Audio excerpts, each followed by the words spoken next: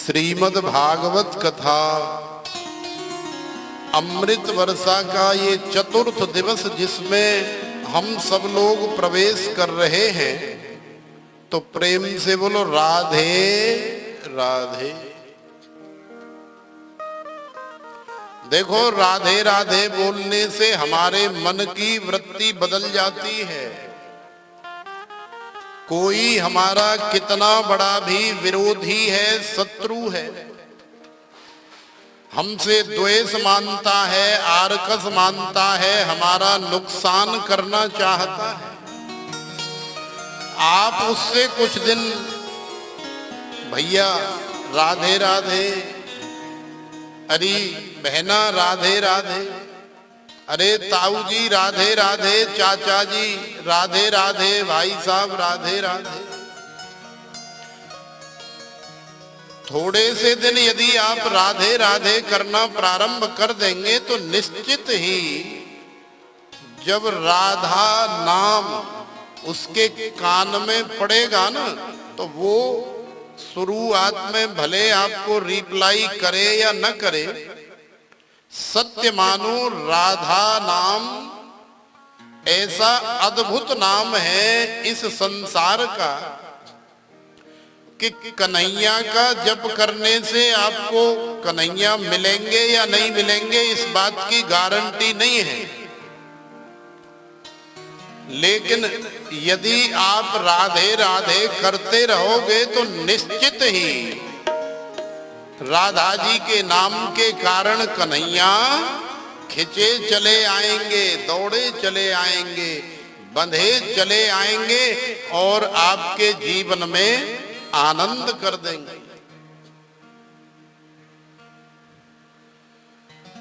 किशोरी जू, हमारी लाडली जू, श्यामा जू बड़ी दयालु हैं, बड़ी कृपालु। सत्य मानो ये सारे संसार का प्राण या सारे संसार की जो ऊर्जा है वो केवल बरसाने वाली ही है और कोई नहीं। इसलिए प्रेम से बोलो राधे राधे। और वैसे भी राध साध संसिद्धौ नाम की धातु से ये राधा शब्द बनता है, तो किम नाम भजनम, भजनम नाम रसनम। भजन क्या है? भजन वही है जिसे भजने में रस की उत्पत्ति हो, रस की अनुभूति हो। कथा क्या है? कथा कोई कहानी नहीं है, कथा वो है जिसे सुन करके शरीर पुलकित हो जाए, हर्षित हो जाए, रोमांचित हो जाए और अंदर आनंद रूपी श्री कृष्ण प्रकट हो जाए, वही कथा है, वही भजन है। किम नाम भजनम, भजनम नाम रसम।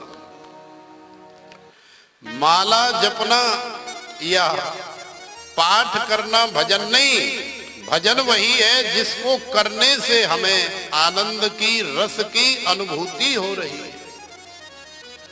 तो निश्चित ही ये राधा नाम एक ऐसा नाम है जिसे उच्चारण करने मात्र से हृदय द्रवीभूत हो जाता है, पिघल जाता है। शायद इसीलिए श्री सुखदेव जी चूंकि लाडली जू के परम लाडले हैं,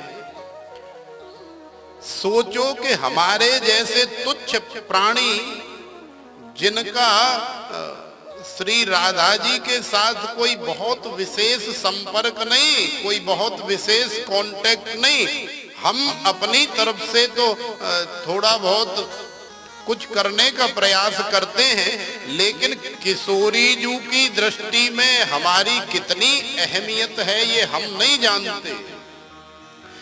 लेकिन जो किशोरी जू की गोद में बैठ करके खेला हो, गोद में बैठ करके पला बड़ा हो, सोचो कि किशोरी जू का स्मरण यदि वो करेगा तो उसका क्या हाल होगा।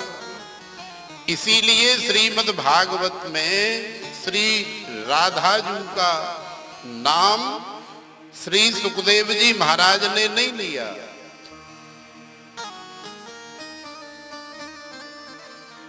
थोड़ा थोड़ा थोड़ा थोड़ा कई जगह संकेत किया, विशेष गोपी के रूप में, विशेष ब्रज वधूटी के रूप में, विशेष ब्रजस्त्री गोपस्त्री गोप रमणी के रूप में, लेकिन सीधा नाम या सीधा स्मरण नहीं किया। क्योंकि हमारे जैसे तुच्छ प्राणी की किशोरी जी का स्मरण करने से यदि ये गति हो सकती है, तो फिर श्री सुखदेव जी महाराज तो उस सागर में, उस समुद्र में ऐसे डूब जाते कि फिर न जाने कितने हजार वर्ष बाद लौट करके आते होश में। तो राजा के पास तो केवल 7 ही दिन हैं। तो श्री सुखदेव जी महाराज कथा सुना रहे हैं और राजा परीक्षित सामने विराजमान हैं। नेमी सारण्य की परम पावन भूमि पर श्री सूत जी महाराज विराजमान हैं और सोनकादि 88,000 ऋषि मुनि सुन रहे हैं। ये वही कथा श्रीमद् भागवत कथा, अमर कथा। हम सब लोग यहाँ टाटा नगर जमशेदपुर झारखंड में उत्तर प्रदेश संघ की कार्यकारिणी समिति के तत्वाधान में श्रवण कर रहे हैं, आनंद ले रहे हैं। तो प्रेम से बोलो राधे राधे। तो राधा जी का नाम हमारे जीवन का सार है, इसलिए बीच बीच में अवश्य लेते रहना चाहिए। तो देखो आज ये हमारे सर पर आप जो पगड़ी देख रहे हैं,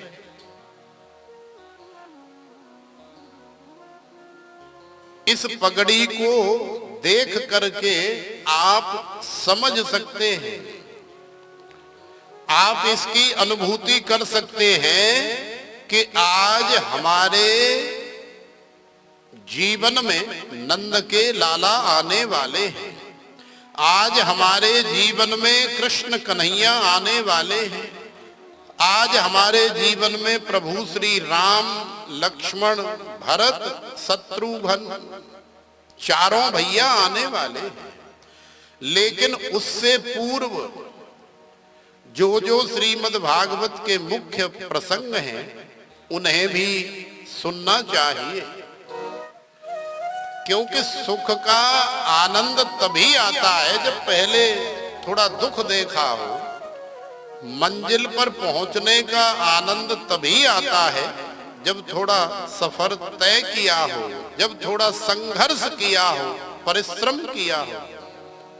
अब सीधी आंख यदि मंजिल पे खुले तो फिर बीच रास्ते में क्या क्या नजारा था, क्या क्या हो रहा था, कैसा था, ये सब की अनुभूति कैसे होगी। तो देखो राम जी और श्याम जी तो आएंगे ही, लेकिन आज चतुर्थ दिवस की जो कथा है वो वास्तव में कथा नहीं, वो तो आनंद है। आज तो हम ऐसा मानते हैं कि चतुर्थ दिवस की कथा तो एक रसगुल्ले वाली कथा है, एक गुलाब जामुन या राजभोग वाली कथा है। जो हमारे मुख में जाता है तो मुख भी मधुर हो जाता है, कंठ में जाता है तो कंठ भी मीठा हो जाता है, और जब वो पेट में उतर जाता है तो फिर सारे शरीर में मधुरता, मिठास भर देता है। बिल्कुल ऐसे ही आज चतुर्थ दिवस की जो कथा है वो बड़ी परम पावन कथा है। श्री सुखदेव जी महाराज कह रहे हैं कि हे राजन, मनोस्तु सतरूपायां तिस्रः कन्याश्च जग्गिरे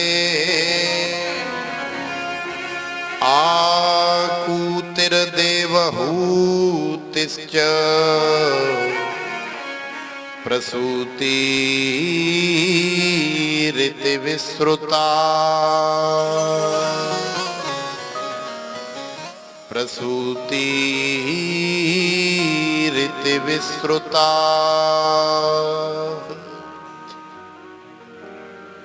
देखो मनु और सतरूपा, मनोस्तु सतरूपायाम तिस्रः कन्याश्च जज्ञिरे। मनु और सतरूपा की 5 संतानें हैं। अब इन 5 संतानों में से 2 लाला हैं और 3 लाली हैं। लाली कौन कौन सी हैं? आकूतिर देवहूतिश्च प्रसूति इति विश्रुता। और लाला कौन है? प्रियव्रत और उत्तानपाद। तो देखो मनु, सतरूपा और ये 5, इन 7 से ही सारे संसार की जो मैथुनी सृष्टि है वो सब भरी पड़ी है। हम सब लोग मनु महाराज की संतानें हैं, इसलिए हमें मनुष्य कहा जाता है। और आगे आगे आगे आगे इसके इतने हुए, उसके उतने हुए, ये बहुत लंबा चौड़ा वृतांत है। लेकिन हम यहाँ साप्ताहिक आनंद रस, केवल शास्त्र बहुत है महाराज। किम श्रेयः शास्त्र सारकः स्वावतार प्रयोजनम।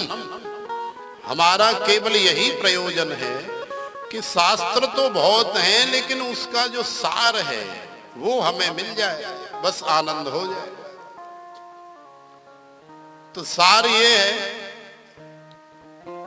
कि ब्रह्मा जी के पुत्र और पुत्र वधू मनु और सतरूपा, ब्रह्मा जी के मानस पुत्र भी हैं, जिनमें सबसे बड़े बेटे का नाम है दक्ष। दक्ष माने चतुर, चालाक, विवेकवान, बड़ा तेज तर्रा। तो जो विवेकवान होता है, जो तेज तर्रार होता है, वही कोई न कोई पद की प्राप्ति करता है। तो ब्रह्मा जी ने अपना सारा काम, सारी दुनिया की देख रेख दक्ष के हाथों में सौंप दी। देखो बेटा, अब हम तो है गए बूढ़े, अब तो वैसे भी हम 80 वर्ष के ऊपर हैं, तो हमारी कंपनी का जो भी काम है वो सब आप देखो।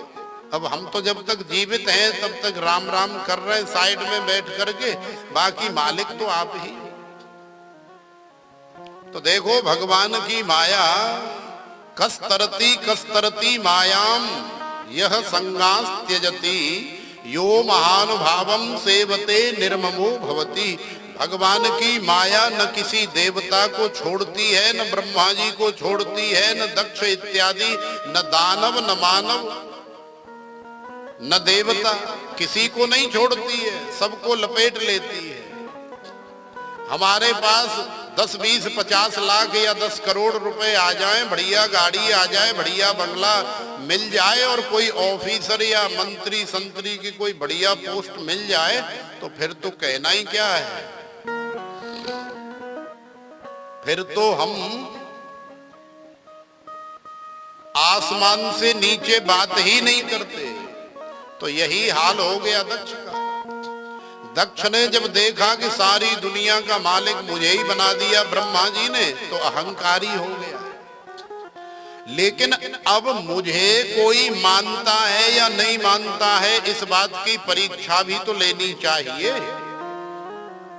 अब कथा में तो आप सबका बड़ा भाव दिखाई दे रहा है सुनने में।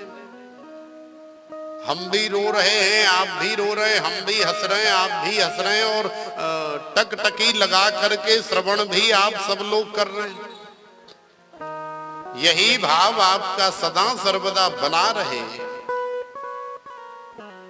हम यहाँ आते रहें, आपको कथा सुनाते रहें और आप सुनते रहें, फिर तो मान सकते हैं कि हाँ भाई, आप ये जो भाव प्रकट कर रहे हैं ये सत्य है, ये सच्चा है। लेकिन यहां से जाने के बाद आप कभी हमें याद ही न करें, आप कभी हमें बुलाएं ही नहीं, तो फिर हम क्या समझेंगे? अरे वो तो वैसे ही नाटकबाजी कर रहे थे। अरे महाराज आपने तो कमाल कर दिया। अरे महाराज आपकी कथा को सुन करके तो हम गदगद हो गए, हमारा कल्याण हो गया, जीवन धन्य हो गया। ये सब बातें जो हो रही थी ये सब नकली थी। केवल हमें पुदीना के पेड़ पे चढ़ाया जा रहा था, या ऐसे कहें कि अंडुआ के पेड़ पे चढ़ाया जा रहा था, और नीचे से फिर दरांती या दरांत लेके या बांक लेके जरा सा मार दिया तो पेड़ कट के टूट के गिर पड़ा, और हम गिरे उल्टे मोड़े के बल धड़ाम। तो दक्ष ने सोचा कि पिताजी ने हमें गद्दी तो दे दी, लेकिन सारी दुनिया तो पिताजी को ही मानती है ना, अब हमें भी कोई मानता है कि नहीं, देखें तो सही। तो दक्ष ने एक सभा का आयोजन किया। दक्ष की एक परम लाडली पुत्री भी है जिसका नाम है भगवती सती। ब्रह्मा जी और अन्य देवताओं के कहने पर भगवती सती का विवाह दक्ष ने भोले बाबा के साथ में न चाहते हुए भी किया है। आज दक्ष ने जब सभा बुलाई तो बड़े बड़े देवी, बड़े बड़े देवता सब चले आए, आकर के बैठ गए लाखों करोड़ों की संख्या में। भोले बाबा भी आए। अब जैसे ही सूचना मिली कि बोले महाराज पांडाल भर गया है, चलो सिंहासन, तो दक्ष आया छाती चौड़ी करके और सीना तान करके। दक्ष को देख करके सारी सभा खड़ी हो गई अभिवादन करने के लिए, सम्मान करने के लिए। देखो ये एक प्रकार का संस्कार है कि यदि हमारा बड़ा कोई आता है तो हम कुछ न कहें, साइड में ही रहें। कोई जरूरी नहीं होता है कि सामने आकर के और दोनों पांव पकड़ के बैठ जाएं तो उसका बेचारे का रास्ता भी अवरुद्ध हो जाए। ले बाबा अब बता तू कहां जाएगा। अब एक से जैसे तैसे पीछा छुड़ाया, 2 कदम चले नहीं कि फिर किसी ने पकड़ लिया। तो अभिवादन करने के लिए इतना ही पर्याप्त है कि आप अपनी जगह से खड़े हो गए, दूर से ही हाथ जोड़ लिए, बस हो गया। तो दक्ष ने देखा कि सारी सभा खड़ी हो गई, सब देवी देवता जय जयकार कर रहे हैं। दक्ष महाराज की जय, दक्ष महाराज की जय। लेकिन लाखों करोड़ों देवी देवताओं के बीच में एक मस्त मलंग अवधूत बैठा हुआ है, वो खड़ा नहीं हुआ। दक्ष की नजर पड़ी तो देखा गौर से, भाई ये कौन है। दक्ष को पता लगा कि ये कोई और नहीं, ये तो शिव है। ये कर्पूर गौरम करुणावतारम संसार सारम भुजगेंद्रहारम सदा वसंतम हृदयार विंदे भवम भवानी सहितम नमामि। भोलेनाथ है, प्राणनाथ है, दीनानाथ है। ये तो हमारी दृष्टि है, दक्ष की ये दृष्टि नहीं है।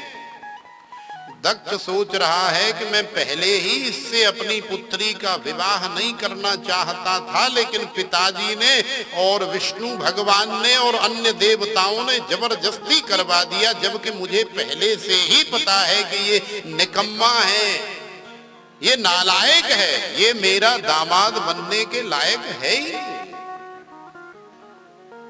अब बताओ, लाखों करोड़ों नर नारी देवी देवताओं के सामने इसने मेरी नाक कटा दी। अब ये सब क्या सोच रहे होंगे। अब ये मेरा क्या सम्मान करेंगे, सोचेंगे नहीं कि दक्ष की क्या पावर है। बता, उसका दामाद तो खड़ा ही नहीं। लेकिन भोले बाबा के मन में ऐसा कुछ भी नहीं है। अब दक्ष ने आने में थोड़ी देरी की तो भोले बाबा ने सोचा कि क्षणसः विद्या कणसः धनम, क्षण त्यागे कुतो विद्या कण त्यागे कुतो धनम। भोले बाबा ने सोचा कि एक एक क्षण का संग्रह करने से विद्या की प्राप्ति हो जाती है, एक एक अन्न का कण एकत्रित करने से महाराज बोरी भर जाती है। और यदि क्षण त्याग दिया, अरे कोई नहीं कल कर लेंगे, फिर कल आ गई, अरे रुक जाओ महाराज कल कर लेंगे, कहीं भाग के जा रहे हैं क्या, अरे कर लेंगे भाई, अरे हो जाएगा भाई, अरे कर लेंगे। लेकिन श्री कबीर दास जी कहते हैं कि काल करे सो आज कर और आज करे सो अब, पर में परलय होएगी बहुरी करेगो कब। तो भोले बाबा कभी एक क्षण या एक पल भी व्यर्थ में नहीं गंवाते। भोले बाबा ने सोचा कि हमारे ससुर जी जब तक आए तब तक हम थोड़ा अपने प्रभु का नाम ही ले लें, ध्यान ही लगा लें। तो भोले बाबा बैठे बैठे समाधि में लीन हो गए। दक्ष आ गया, सब देवी देवता खड़े होके अभिवादन कर दिए। अब दक्ष सिंहासन पर तो बैठ गया है, बाकी सब भी बैठ गए। लेकिन एक बार यदि क्रोधाद भवति सम्मोह, सम्मोहा स्मृति विभ्रम, स्मृति भ्रंसाद बुद्धिनाशो, बुद्धिनाशात् प्रणश्यति।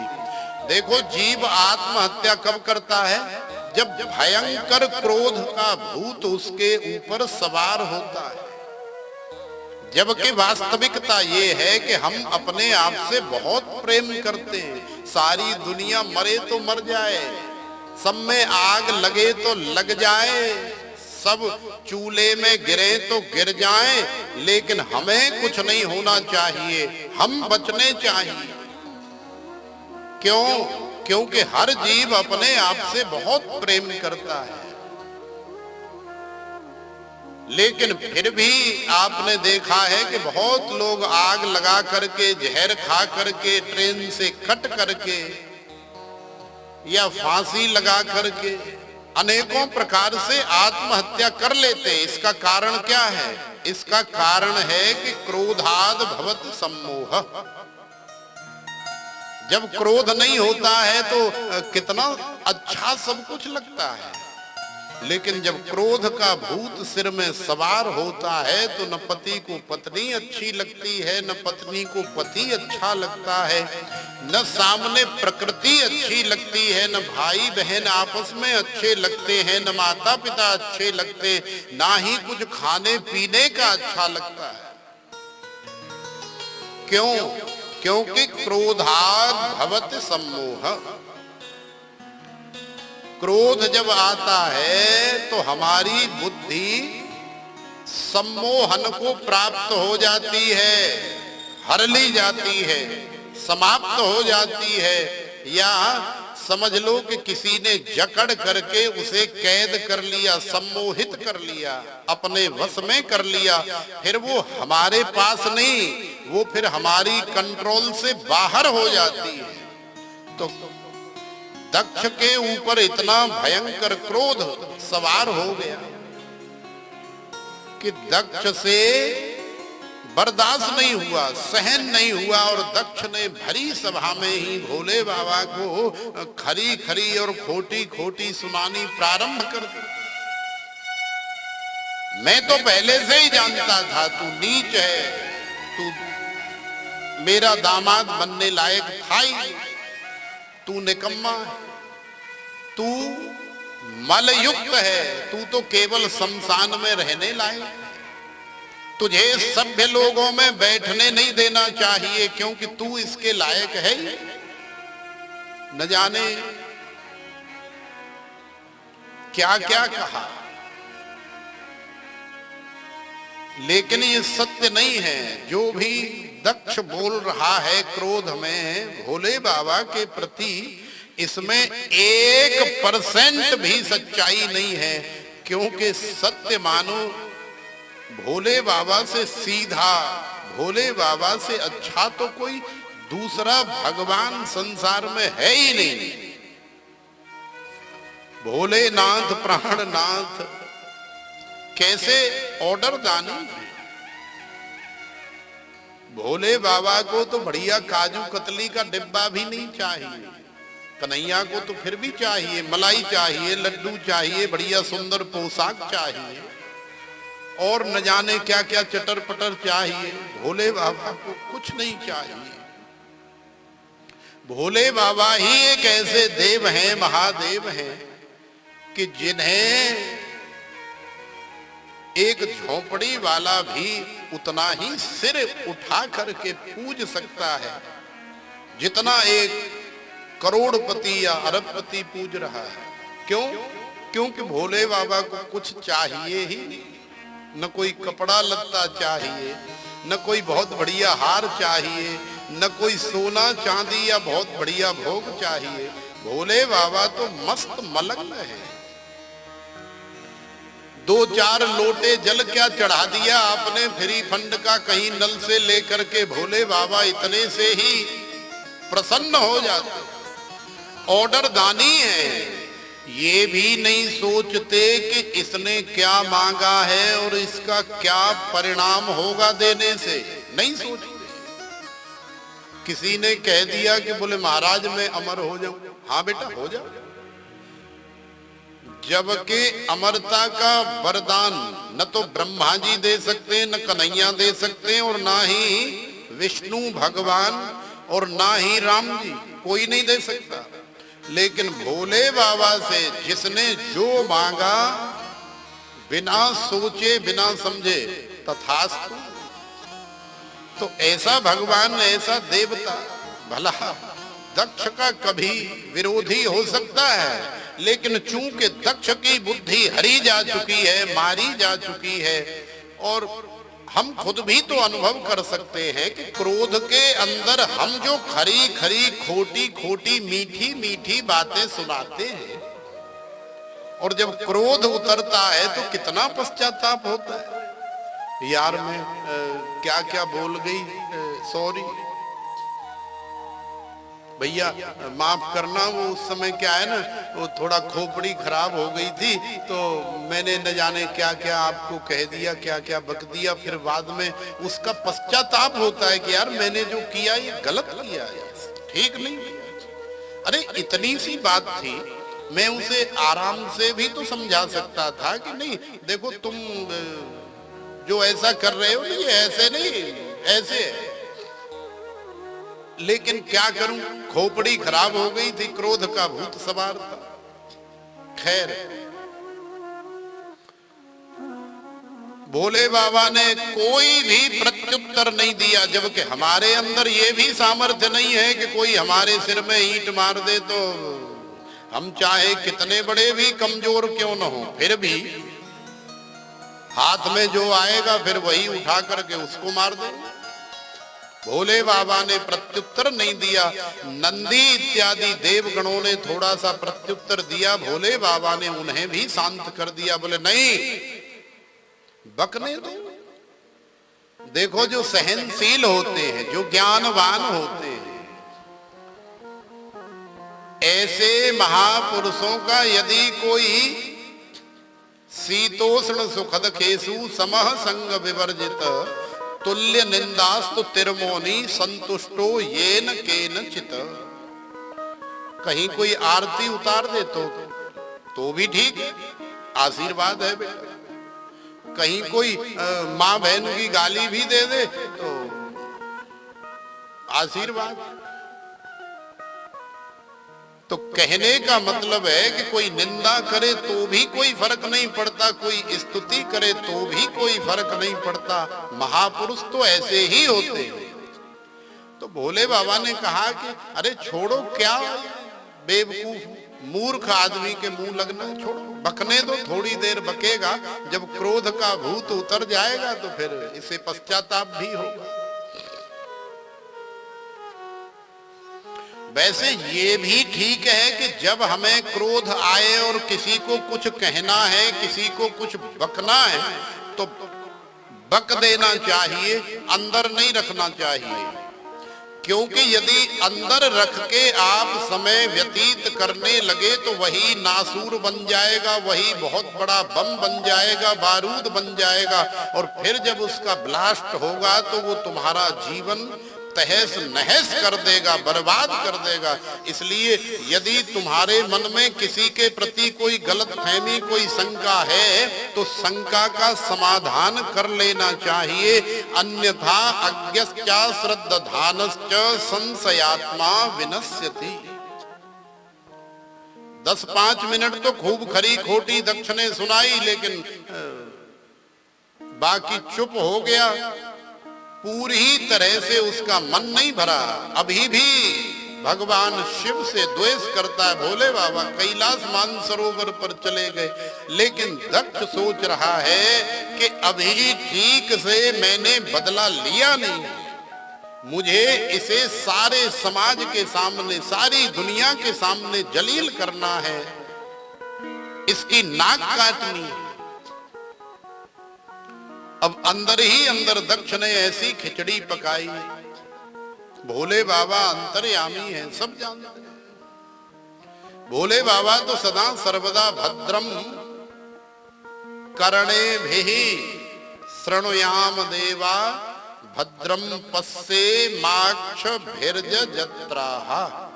भोले बाबा तो सदा शिवदम है, कल्याण स्वरूप हैं, कल्याण करने वाले देव हैं। आज दक्ष ने हरिद्वार में एक बहुत बड़े यज्ञ का आयोजन किया, और उस यज्ञ में सभी देवताओं को, सभी वरिष्ठ लोगों को बुलाया गया, सभी सम्मानित व्यक्तियों को बुलाया गया, लेकिन भोले बाबा को नहीं बुलाया गया। हम लोग भी ऐसा ही करते हैं। हमारे यहाँ कोई शादी विवाह, कोई फंक्शन हो रहा है और सामने वाले से या अड़ोसी पड़ोसी से थोड़ा मनमुटाव चल रहा है, थोड़ी खींचातानी चल रही है, तो उसे नहीं बुलाते हैं। जबकि यदि उसे बुला ले ना, तो सच मानो कि तुम्हारा जो मनमुटाव चल रहा है, तुम्हारी जो खींचातान चल रही है ना, वो बिना माफी मांगे ही बराबर हो जाएगी। वो भी खुश हो जाएगा और फिर वो भी सोचेगा कि भाई अब इसने हमसे आरकस मानना छोड़ दिया, इसलिए कार्ड भेजा है, भैया लाली का विवाह है या छोरा का विवाह है, आओ आकर के बढ़िया चकाचक दावत पाओ, खूब आनंद से रसगुल्ला उड़ा। लेकिन हम भी ऐसा ही करते, इसलिए वो दुश्मनी अंदर अंदर खिचड़ी पकती रहती है, और फिर कई बार क्रोध में आकर के एक दूसरे को मार भी देते हैं। तो क्रोधाद भवति सम्मोह। याद रखो, कभी क्रोध आए तो मौन हो जाओ, शांत हो जाओ, बोलो ही मत। तुमको लग रहा है कि पति देवता कुछ गलती कर रहे हैं ना, तो तुम कमरे में जाकर के पीठ करके बैठ जाओ, बात मत करो 10-20 मिनट, वो समझ जाएगा कि हमसे कोई गलती होगी। प्रत्युत्तर देना या लड़ाई करना या अनर्गल बकवास करना आवश्यक नहीं है। इतने मात्र से ही वो समझ जाएगा कि हमसे कोई गलती हो गई, इसलिए नहीं बोल रही। और फिर 2 घंटे नहीं मनाएगा, 4 घंटे नहीं मनाएगा, कब तक नहीं मनाएगा? मनाएगा, माफी भी मांगेगा। हाँ यार, तू सही कह रही है, वो थोड़ा गलत हो गया था, कोई बात नहीं, सॉरी। तो इस तरह से भी समाधान किया जा सकता है। लेकिन आजकल तो नेक कोई गलती कर दे तो फिर तैयार रहते हैं ईंट लेके कि इसका सिर फोड़ दे। तो सिर फोड़ने से उसका भी फूटेगा और अपना भी फूटेगा। यदि परिवार में संतुलन बना करके चलना है तो इन कथाओं से कुछ सीखने का प्रयास करो। महाभारत क्यों हुआ? महाभारत क्यों हुआ? क्योंकि द्रौपदी थोड़ी देर के लिए असावधान हो गई, जबकि वो भी भद्रकाली का ही स्वरूप है। लेकिन थोड़ी सी असावधानी हो गई कि अंधे के तो अंधे ही होते हैं। अब चूहे के अंदर से मनुष्य थोड़े उत्पन्न होंगे, जो चूहा है उसका बालक तो चूहा ही होगा।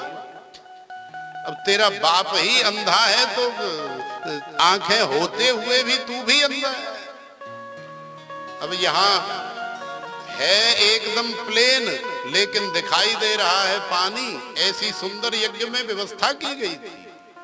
दुर्योधन ने समझा, रे यहाँ तो बहुत बड़ा पानी का जल का जलाशय है। तो अब जैसे ही उसने जंप मारी, पैर उठाए तो धड़ाम से गिर पड़ा। द्रौपदी की नजर पड़ी तो द्रौपदी को अनायास हंसी आई, और द्रौपदी की हंसी को देख करके दुर्योधन चिढ़ा। हंस रही है हमारी मूर्खता, क्यों हंस रही है?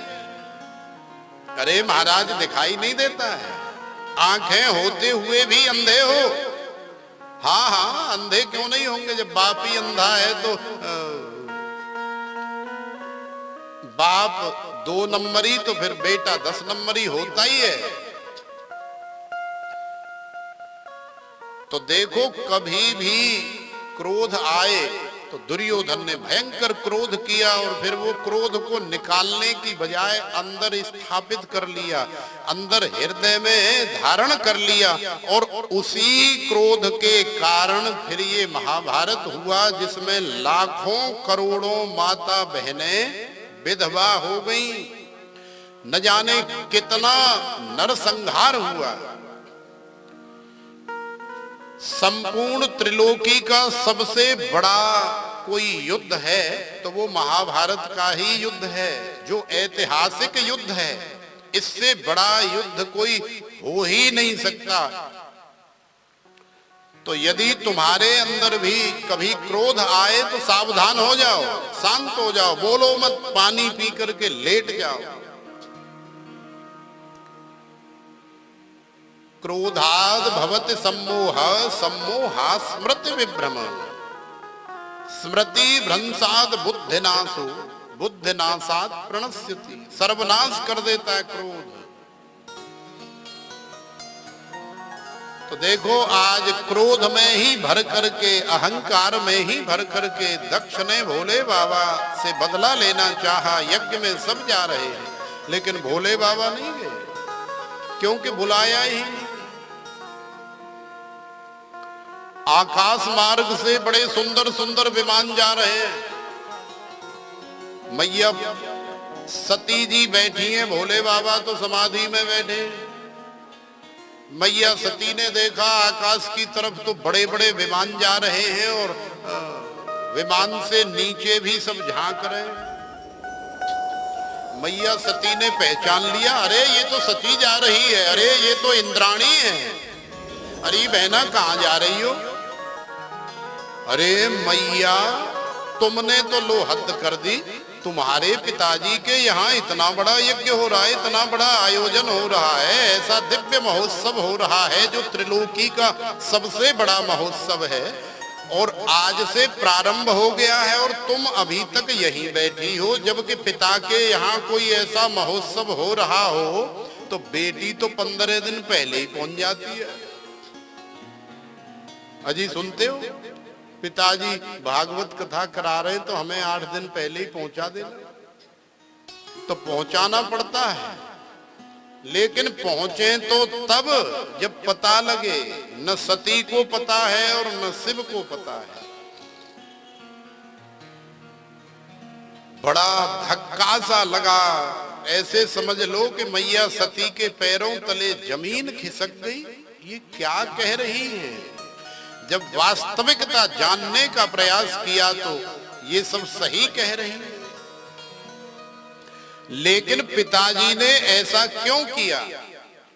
भोले बाबा से पूछा तो भोले बाबा ने सारी कहानी बताई कि बोले तुम्हारे पिताजी हमसे नाराज हैं, और एक बार ऐसे ऐसे वहाँ आयोजन किया था उन्होंने, तो उसमें हमसे ऐसे ऐसे हो गया था, जबकि हमारी कोई ऐसी मनसा नहीं थी। हम तो अपने नेचुरल भाव में थे, प्रभु का भजन कर रहे थे, लेकिन तुम्हारे पिताजी ने जो है उसे दूसरे भाव से ले लिया, तो अब वो हमसे छल कपट करते हैं, थोड़ा द्वेष करते हैं, इसलिए नहीं बुलाया। तो सती को पति की बात पर विश्वास नहीं हुआ। देखो एक बात और याद रखना कि हमारा पति ही हमारे लिए सर्वेश्वर है, वही भगवान है, वही गुरु है, वही माता है, वही पिता है, क्योंकि उसी के लिए हम 7 फेरे लेकर के उसके साथ जुड़ी हैं, आई हैं। तो यदि पति कुछ कह रहा है तो उसे सहज स्वीकार कर लो, उसी में तुम्हारा कल्याण है, उसी में तुम्हारी भलाई है। और यदि तुम नहीं मानोगी तो फिर तो अनर्थ होगा ही। मैया सती ने विश्वास नहीं किया, भोले बाबा पर शक किया, बोले नहीं ऐसा नहीं हो सकता, मेरे पिताजी ऐसा नहीं कर सकते, ये तो तुम्हारी मम्मी ऐसी है, हमारी मम्मी ऐसे थोड़ी। तो अभी भी तुम्हारी मम्मी, तुम्हारे पिताजी, मेरी मम्मी और मेरे पिताजी, तो फिर ब्याह काहे को किया था भाई? अभी भी तुम्हारे अंदर ये भावना है कि ये मेरी मम्मी नहीं, ये तो सास है, सास। तो सास तो गाली होती है सास के मांझा हमारे ब्रज में। तो ये सास नहीं, ये तुम्हारी माँ है। जिस दिन स्वीकार कर लोगी समझ लो कि जीवन में कभी दुख नहीं पाओगी। और सास जिस दिन देख लेगी ना कि मेरी बहू विश्वास पात्र है, सत्य मानो 6 महीना में ही चाबी का गुच्छा पकड़ा देगी। ले बहू अब तू ही कर जो कुछ करना है, तू ही सब माल टाल सेफ धर के रखा कर, मोह तो तू बस ऐसे ही आनंद ले। लेकिन सास भी जानती है कि ये अभी मुझे सास मानती है, मां नहीं मानती। तो सती ने भोले बाबा से बहस की, बोले नहीं मेरे पिताजी ऐसे नहीं हो सकते, मेरी माता ऐसी नहीं हो सकती। तो भोले बाबा ने कहा ठीक है भगवान, अब लड़ाई झगड़ा करना तो हम पे आता नहीं है, फिर तुम्हें जैसा अच्छा लगे वैसा करो। तो महाराज चलो ना, आप तैयार हो जाओ। तो भोले बाबा ने तो साफ मना कर दिया, बोले नहीं, रहीमन धागा प्रेम का मत तोड़ो चटकाए, टूटे से फिर ना जुड़े, जुड़े गांठ पड़ जाए। सुई में पिरोया जाने वाला धागा जब तक टूटा नहीं है, आप करोड़ों किलोमीटर धागा उसके अंदर से निकाल सकते हैं। यदि धागा टूट गया और फिर उसमें गांठ लगाई और गांठ लगा करके आप सोचें कि फिर उसी तरह से धागा चलना प्रारंभ कर दे, तो जहां गांठ है वो धागा वहीं रुक जाएगा, आगे नहीं जाएगा। तो रहीमन धागा प्रेम का। तो भोले बाबा ने कहा कि नहीं भगवान, हम नहीं जाएंगे, गांठ पड़ गई है तुम्हारे पिताजी के मन में, अनर्थ हो जाएगा। और वैसे भी आवत ही हर से नहीं, नैनन नहीं स्नेह। कोई हमारे द्वार पर आए तो सामने वाले को हर्षित होना चाहिए, प्रसन्न होना चाहिए। अरे भाई साहब आए, अरे महाराज जी आए, अरे महाराज जी आपने तो धन्य कर दिया, कमाल कर दिया, बिना सूचना दे आप पधारे, धन्य भाग हमारा, हर्षित हो जाए। आवत ही हर्षे नहीं, अंदर से हर्षित हो जाए। और नैनों में स्नेह माने प्रेम छा जाए। यदि ऐसी दशा आपको सामने देखने को नहीं मिल रही है कि आपके जाने से कोई हर्षित नहीं हो रहा है, प्रसन्न नहीं हो रहा है, और नैनों में उसके प्रेम दिखाई नहीं दे रहा है, तो ऐसी जगह चाहे कंचन की माने सोने की मोहरों की बारिश क्यों न हो रही हो, वहां नहीं जाना चाहिए। मैया सती को बहुत समझाया। देखो एक बार की बात है, भोले बाबा अपने नंदी के ऊपर मैया सती को बिठा करके और थोड़ा भ्रमण कर रहे थे इसी धराधाम पर। तो आगे जंगल में भोले बाबा ने नंदी को रोका और नंदी को रोक करके नीचे उतर करके भोले बाबा ने साष्टांग प्रणाम किया। तो वहां भी मैया सती को आश्चर्य हुआ और न केवल आश्चर्य हुआ, शंका हो गई। बोले महाराज बाबरे है गए हो, आज कहूं ज्यादा गोली भोली लगा के तो नहीं निकल पड़े। तो भोले बाबा ने कहा क्यों, ऐसा क्या कर दिया भाई हमने? अरे महाराज आप तो साष्टांग यहाँ प्रणाम कर रहे हो, लेट रहे हो, जबकि मैं देख रही हूं प्रत्यक्ष न तो सामने कोई देवालय है, न कोई मंदिर है, न कोई आश्रम है और ना ही कोई खड़ा है जिसे प्रणाम किया जाए। सामने तो जंगल ही जंगल है, तो यहाँ आप प्रणाम किसको कर रहे हो? क्या तुम्हें दिखाई नहीं दे रहा है? तो भोले बाबा ने कहा कि देखो भगवती, जो हमें दिखाई दे रहा है वो तुम्हें दिखाई नहीं दे रहा है। तो माताओं की बुद्धि थोड़ी कम होती है, अल्पज्ञ होती है।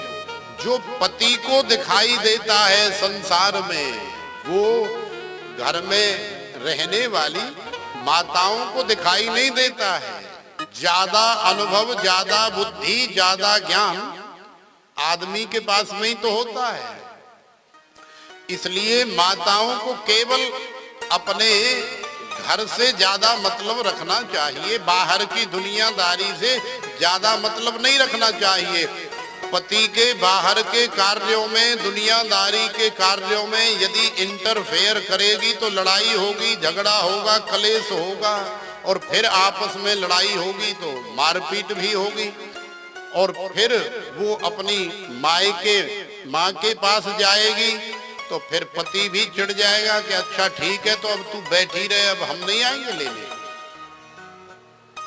अब 1 महीने बाद क्रोध का भूत उतर जाता है, फिर सोचती है अब कैसे करके आ जाएं, अब हमें ले जाएं जाते तो ही बढ़िया है। अब तो झिक गई में नाक पर, अरे न्याते तो लाख गुना में वही बढ़िया ही, वहां तो मालकिन बन के रह रही। अब यहाँ तो हमारी कोई वैल्यू ही ना है, यहाँ तो हमारी भाभी की, भैया की, पिताजी की, मम्मी की चलती है। हम तो ऐसे हैं जैसे फालतू हैं, तो चलो कोई नहीं रोटी खाओ। तो 1 महीने में अकल आ गई, लेकिन अब बात आ गई है नाक कटने वाली, अहंकार वाली। तो पति सोच रहा है कि मैं नहीं जाऊंगा लेने, जैसे गई है वैसे ही वापस आ। और उधर पत्नी सोच रही है कि वही आ जाए हमको लेने के लिए, यदि मैं गई तो फिर मेरी नाक छोटी हो जाएगी। जबकि ऐसा नहीं है, नाक तुम्हारी जितनी है ना उतनी रहेगी, छोटी नहीं होगी, न तो बड़ी होगी और न छोटी होगी। लेकिन फिर भी मन में एक भ्रम हो जाता है कि नाक छोटी या बड़ी हो जाएगी।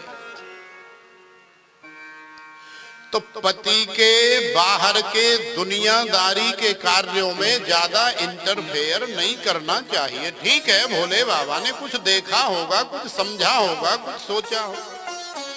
भगवती सती पीछे पड़ गई, बोले महाराज बताओ तो सही क्या रहस्य है, आपने क्या देखा जो हमें दिखाई नहीं दे रहा है।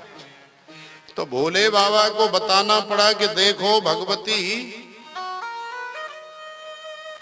यहाँ 10,000 वर्ष पूर्व एक भगवान के परम लाडले भक्त ने बैठ करके इतने लाख वर्ष तपस्या की।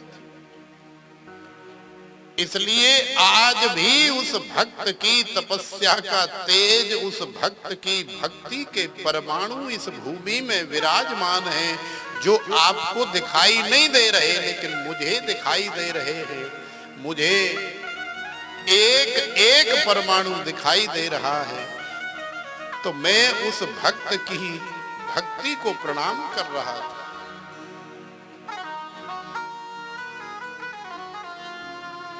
तो भगवती सती ने सोचा कि भोले बाबा हमें पागल बना रहे हैं। ऐसा कहीं होता है? 10,000 20,000 वर्ष पहले ऐसा हुआ था। अरे ये उस समय कहाँ होंगे, क्या होंगे? क्योंकि भगवती सती तो बार बार शरीर बदलती है ना, लेकिन भोले बाबा नहीं बदलते। भोले बाबा का तो एक ही अजर अमर स्वरूप है। तो जैसी सती है वैसा ही भोले बाबा को समझ रही है। जबकि ऐसा नहीं होना चाहिए, अपने आप को कभी दूसरे के साथ कंपेयर नहीं करना चाहिए। तो आज दक्ष के यज्ञ में भोले बाबा तो नहीं गए, लेकिन भगवती सती चली गई। तो भोले बाबा ने नंदीश्वर के साथ 2-4 गणों के साथ भेज दिया। जाकर के देखा तो माता ने तो हृदय से लगाया, लेकिन दक्ष ने पुत्री को देख करके नजरें चुरा ली और बड़ी दूर चला गया, मिला ही नहीं। भगवती सती समझ गई कि मैंने गलती की है, मुझे ऐसा नहीं करना चाहिए। एक बार भगवती सती से और गलती हुई थी, क्योंकि दंडकारण्य में सीता मैया की खोज करते हुए भगवान श्री राम और लक्ष्मण हा सीते, हे प्राण प्रिय, हे सीते, तुम हमें छोड़ करके कहां चली गई। तो भगवती सती ने भोले बाबा से कहा, बोले कैसे बाबरे हो गए हो, ये तुम्हारे भगवान, इन्हीं की माला जपते हो 24 घंटे। जो नेक स्त्री का वियोग हो गया तो हाय मर गए, हाय मैया और हाय दैया और हाय सीते करते हुए जंगल जंगल भटक रहे, डोल रहे। यही है तुम्हारे भगवान श्री राम। तो भोले बाबा ने कहा कि हाँ भगवती, यही है हमारे प्रभु श्री राम। मोए तो ना है जे भगवान भगवान लग रहे, मोए तो वैसे ही राजकुमार से लग रहे हैं। यदि ये भगवान होते तो ये आंसुओं से रोमते, ऐसे हाय हाय डकरामते, वो भी एक स्त्री के वियोग। और तुम कहते हो कि मर्यादा पुरुषोत्तम श्री राम राघव, न जाने क्या क्या उपाधियां देते रहते हो, मोहनाए जी भगवान भगवान लग रहे। तो भोले बाबा ने कही कि ठीक है भगवती, यदि आपको नहीं लग रहे तो ठीक है, लेकिन हमारे तो यही भगवान है।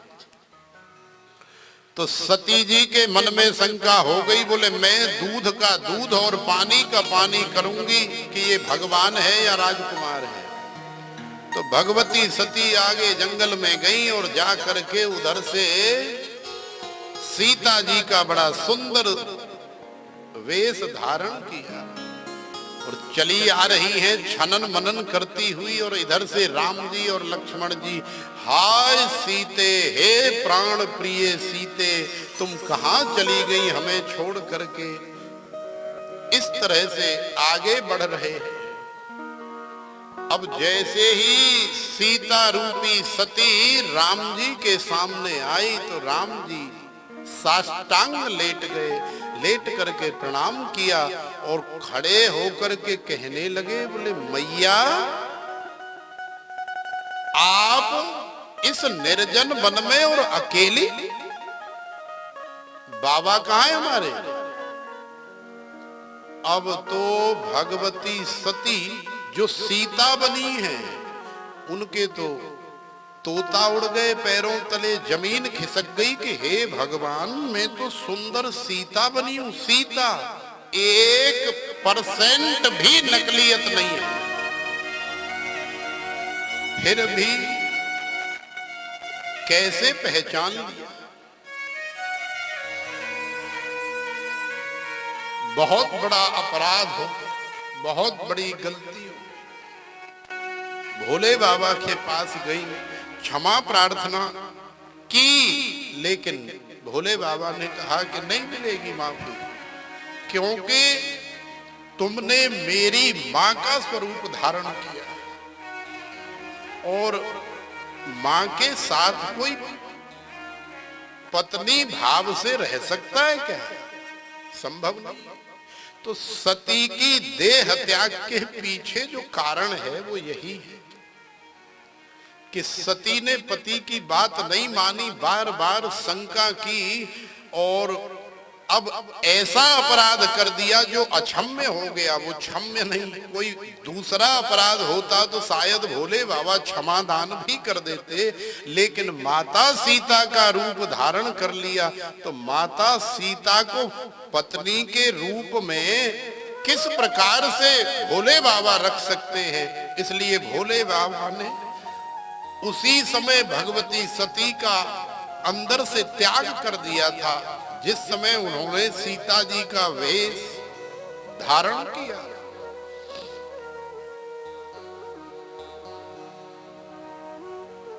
भगवान की लीला से ही भगवती सती का देह त्याग हुआ। भरी सभा में अपमान देखा तो खुद का अपमान तो बर्दाश्त कर लिया, लेकिन सभी देवताओं के सामने रिवॉल्विंग चेयर लगी है, सुंदर टेबल लगी है और सभी के लिए सुंदर वस्त्राभूषण, फल फ्रूट और बड़ी बड़ी दक्षिणा रखी हुई है।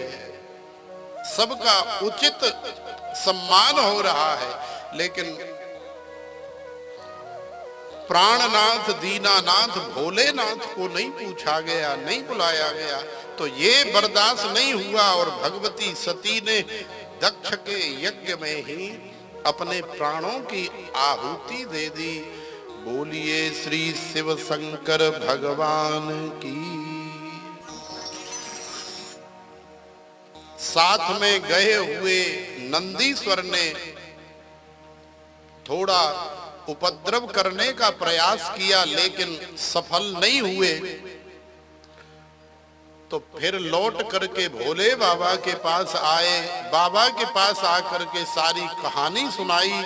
फिर भोले बाबा ने रोष प्रकट करके अपनी जटा तोड़ करके धरती पर पटकी, उससे वीरभद्र और भद्रकाली प्रकट हुए और फिर आज्ञा कर दी, बोले जाओ जाकर के यज्ञ का विध्वंस कर दो और दक्ष को दंड दो।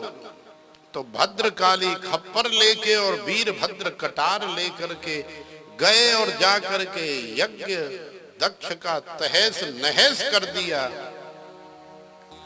जिसने भी दक्ष के यज्ञ में उपस्थिति दी, भयंकर मार पड़ी उसे।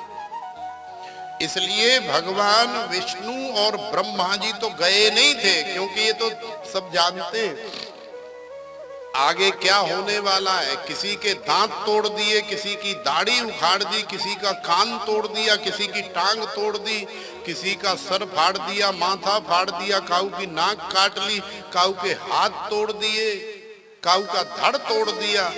माने सबको दंड दिया गया। और अंत में फिर वीरभद्र ने दक्ष को पकड़ करके यज्ञ कुंड में ला करके और धड़ाम से उसका सर जो है धड़ से अलग कर दिया और सर जल करके स्वाहा हो गया। हाहाकार मच गया, सारी त्रिलोकी में भयंकर शब्द हुआ, चारों तरफ अफरा तफरी का माहौल हो गया। और ब्रह्मा जी आए, भगवान विष्णु आए, फिर सभी देवताओं को लेकर के भोले बाबा की शरण में गए।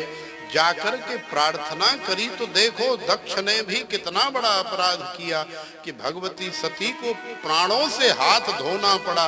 उसके बावजूद भी भोले बाबा ने ज्यादा देर नहीं लगाई। क्यों? क्योंकि कर्पूर गौरम करुणावतारम संसार सारम भुजगेंद्र हारम सदा वसंतम हृदयारविंदे भवम भवानी सहितम नमा। भोले बाबा करुणा के ही अवतार। कृपा और करुणा करना इनका अपना निजी स्वभाव है। तो कितना सुंदर ये परम पावन शिव सती का चरित्र है। तो भोले बाबा का स्मरण करिए। भोले बाबा ने सभी का कल्याण किया, सभी को आशीर्वाद दिया और फिर स्वयं गए, स्वयं जाकर के दक्ष के यज्ञ में उपस्थिति दर्ज कराई। भोले बाबा का एक अलग से सबसे श्रेष्ठ स्थान बनाया गया। याद रखना कि तुम चाहे कुछ भी करो, यदि भोले बाबा का स्मरण नहीं किया, यदि भोले बाबा का उसमें भाग नहीं, यदि भोले बाबा का उसमें हिस्सा नहीं है, तो दुनिया का ऐसा कोई यज्ञ नहीं है जो सफल हो जाए। क्योंकि भोले बाबा आदि देव हैं, महादेव, अनादि भगवान हैं। तो भोले बाबा ने प्रसन्न होकर के फिर दक्ष के बकरे का सिर लगवाया और फिर यज्ञ को सफल कराया, सबको आशीर्वाद दे करके चले गए। फिर कालांतर में वही भगवती सती मैनाक की पुत्री बनी, हिमाचल की पुत्री बनी, पर्वतराज हिमाचल की पुत्री होने के कारण उनका नाम पार्वती हुआ। और फिर पार्वती मैया बन करके फिर भोले बाबा पार्वती जी को मिले और फिर पार्वती जी ने आगे कभी कोई गलती नहीं की।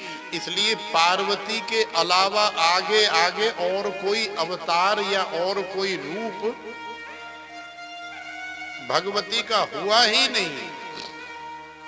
ये मैया दुर्गा तो अनादि हैं, जगदम्बा जो 9 देवियां हैं ये सब अनादि हैं, लेकिन भोले बाबा के लिए सती रूप धारण किया और सती से फिर पार्वती रूप धारण किया। उसके बाद मैया ने कभी कोई गलती नहीं की। तो आप भी कभी कोई गलती ऐसी न करें जिससे तुम्हारा पति तुम्हें क्षमा न कर पाए। अपने पति को ही परमेश्वर मान करके संपूर्ण जीवन आनंद लें। परमेश्वर तो है ही।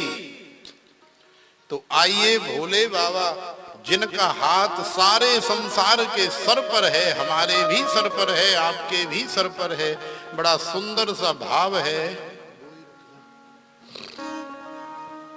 जगत के सर पर जिनका हाथ वही है अपने भोले नाथ।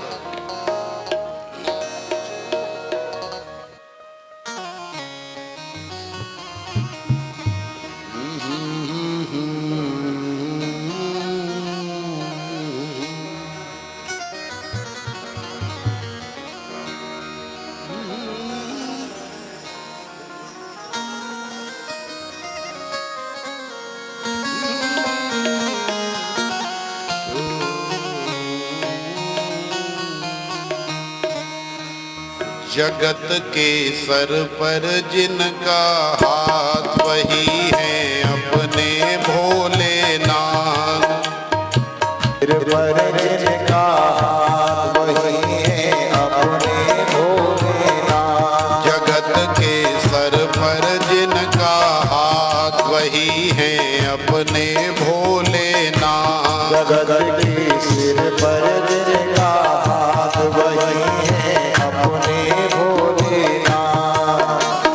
जिन चरणों में सदा झुकाती, जिन चरणों में सदा झुकाती, जिन चरणों में सदा झुकाती, जिन चरणों में सदा झुकाती, सारी दुनिया माँ। जगत के सर पर जिनका हाथ वही है अपने भोलेनाथ। वही है अपने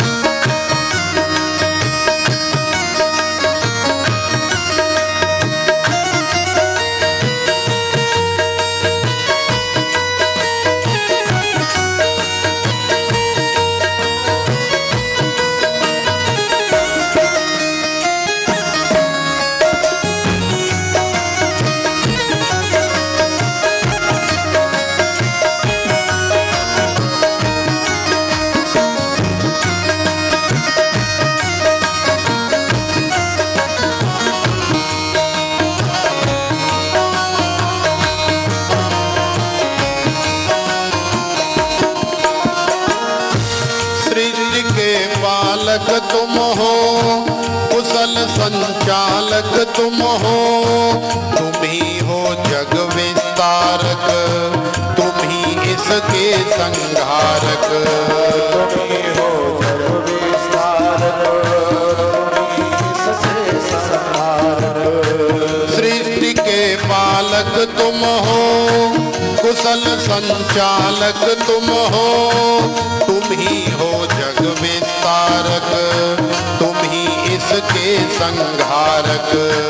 तुम ही हो जग विस्तारक, तुम ही इसके संहारक। तुम ही हो विस्तारक, तुम ही इसके संहारक। जिनको पाकर कभी न समझे, जिनको पाकर कभी न समझे, जिनको पाकर कभी न समझे, जिनको पाकर कभी न समझे। खुद को कोई अनाथ जगत के सिर पर जिनका हाथ, वही है अपने भोलेनाथ। जगत के सिर पर जिनका हाथ,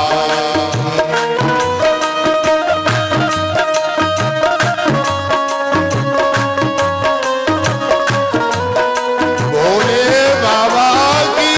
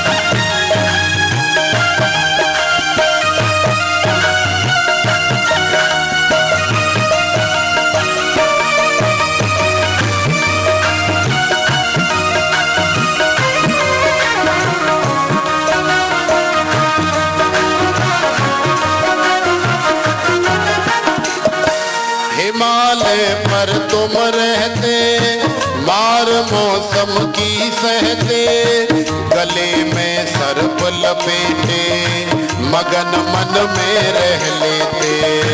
गले में सर्प लपेटे, मगन मन में रह लेते।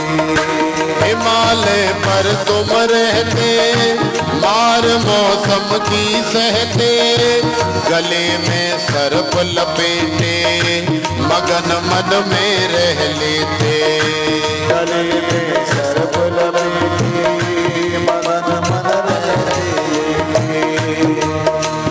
भूत प्रेत बेताल हमेशा, भूत प्रेत हमेशा, भूत प्रेत बेताल हमेशा, भूत प्रेत हमेशा। रहते जिनके साथ, जगत के सर पर जिनका हाथ, वही है अपने भोलेनाथ। जगत के सर पर जिनका हाथ,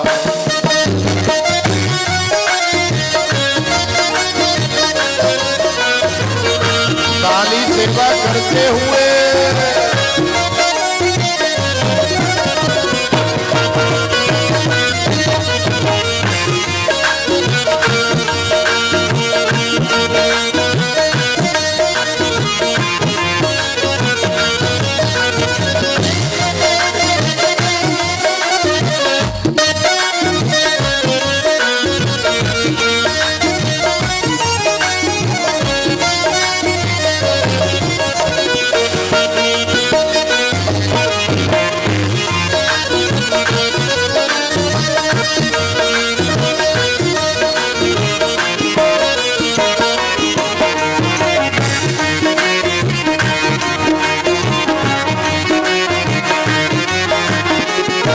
कृपा सब पर बरसाते, सभी का मन हर्षाते।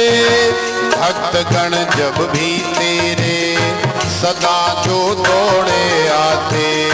भक्तगण जब भी सदा जो दौड़े आते। कृपा सब पर बरसाते, सभी का मन हरसाते। भक्तगण जब भी तेरे सदा जो दौड़े आते। भक्तगण जो भी सदा जो दौड़े आते। सर्वज्ञानंद पाकर जिनको, सर्वज्ञानंद पाकर जिनको अब हो गए हैं सदा। जगत के सर पर जिनका हाथ वही है अपने भोलेनाथ। जगत के सर पर जिनका हाथ वही है अपने भोलेनाथ। इन चरणों में सदा झुकाती, इन चरणों में सदा झुकाती। इन चरणों में सदा झुकाती। इन चरणों में सदा झुकाती। सारी दुनिया माँ जगत के सर पर जिनका हाथ वही है अपने भोलेनाथ। जगत के सर पर जिनका हाथ वही है अपने भोलेनाथ। जगत के सर पर जिनका हाथ वही है अपने भोलेनाथ। जगत के सर पर जिनका हाथ वही है अपने भोलेनाथ। जगत के सर पर जिनका हाथ वही है अपने भोलेनाथ।